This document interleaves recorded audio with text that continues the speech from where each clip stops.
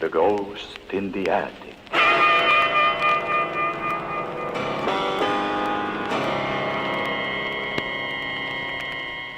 Frank and Nancy were busy exploring the weird old house their family had just moved into.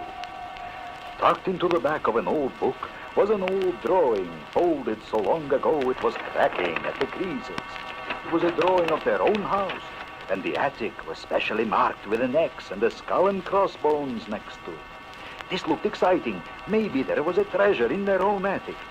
So while their parents were busy unpacking in another room of the house, Nancy and Frank started to climb the stairs leading to the attic.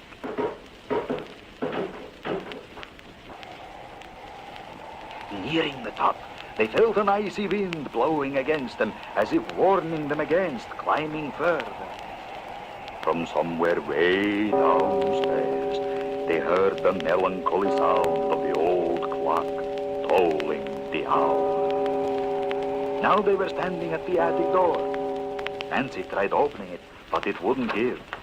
It was as if someone or something was on the other side, holding the knob and pushing back against the door so it couldn't be opened. They pushed together, and slowly it opened. Inside there was more of the icy wind. Suddenly they heard a ghostly sound.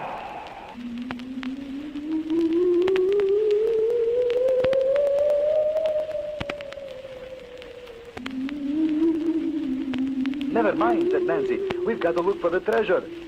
They saw that the X mark on the drawing showed a space on the other side of the attic. It was a blank wall. They went over and ran their hands along it.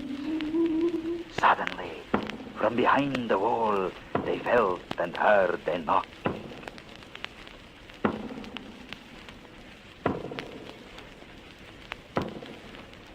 And again the ghostly moans, and something even worse.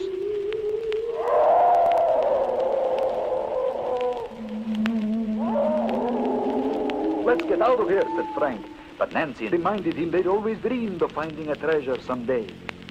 So they searched the wall some more and found a loose board in it. They both grabbed it and started to pull, and with the help of an old iron bar lying on the floor nearby, they managed to pry it off. Inside was a shallow space where they could just make out something hanging on a nail. It was an old uniform coat. Next to it was an old portrait of a man in uniform. They reached in to lift them out. As their hands touched the coat and portrait, the room suddenly became very dark, and there was a huge clap of thunder with lightning and horrible sounds.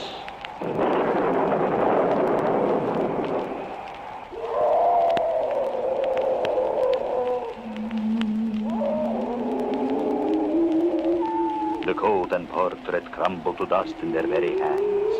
In shock, they turned and ran out of the attic and down the stairs, the sounds echoing behind them all